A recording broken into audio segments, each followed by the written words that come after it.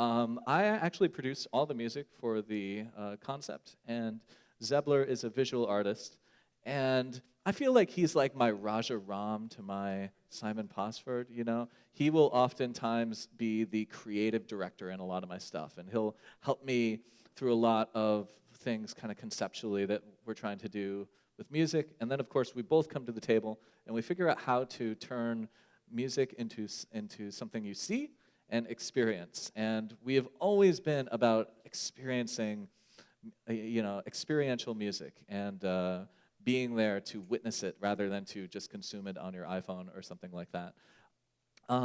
So this is our set right now. We have two ways of playing. We have DJ style right here. I got channel A and channel B, and I'm going into the 900 using a USB cable.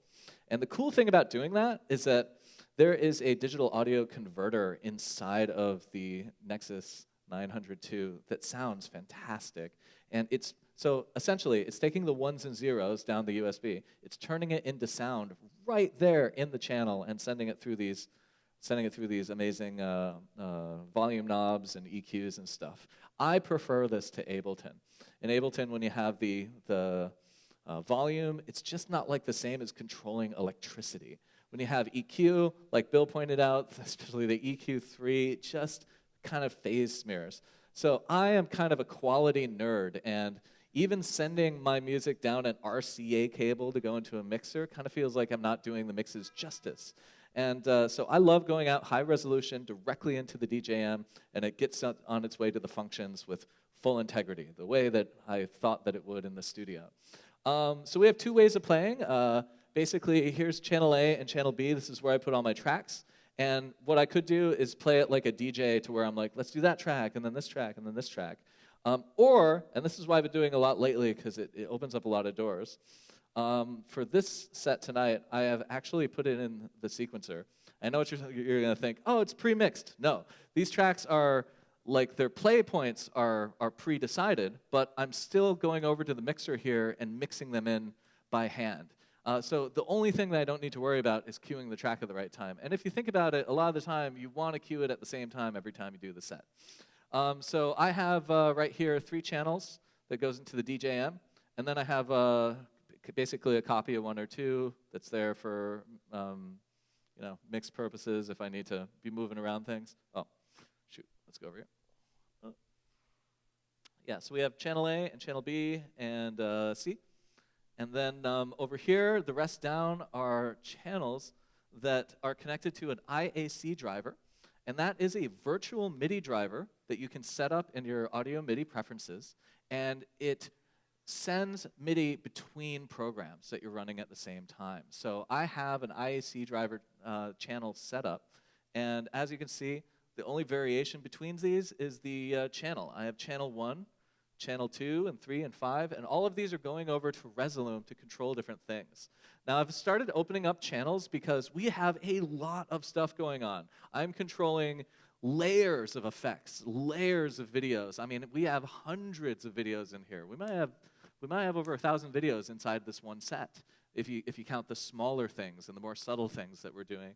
And working in the timeline, it's a really familiar place where I can go and cue things. So for instance, this is a new track called Outside the Box. It's on my Wakan release, Entrance.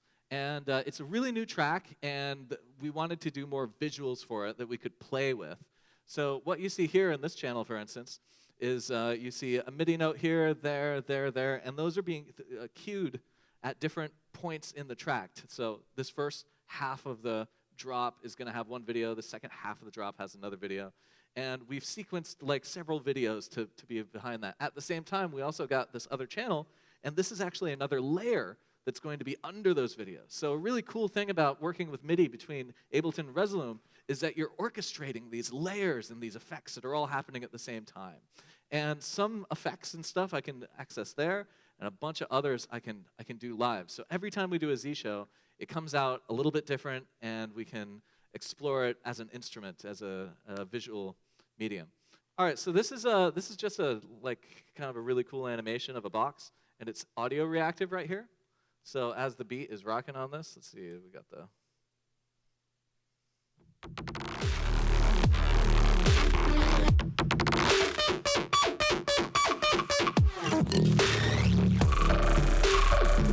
So these visuals are basically kind of vaguely designed for this track. And then all of the variation is done kind of live. So we go. And then I can do this.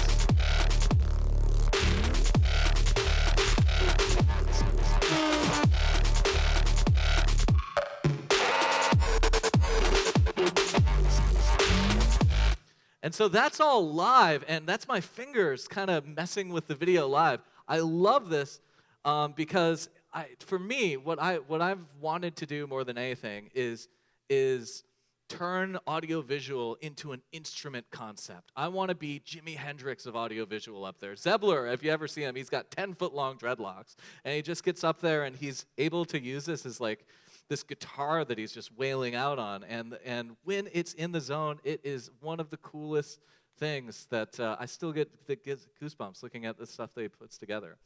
Yeah, that's basically how it works. We are talking to Resolume with audio. We're talking to it with MIDI. The MIDI's coming from Ableton. The MIDI's coming from a controller, and some of the visuals are pre-synced. Some of them are kind of jammed with, and some are built mostly in Resolume. A lot of visuals are built in After Effects. If you're an aspiring music producer and ready to evolve your sound, find out more about our San Francisco ground campus, online classes, and one-on-one mentorships at Pyramind.com.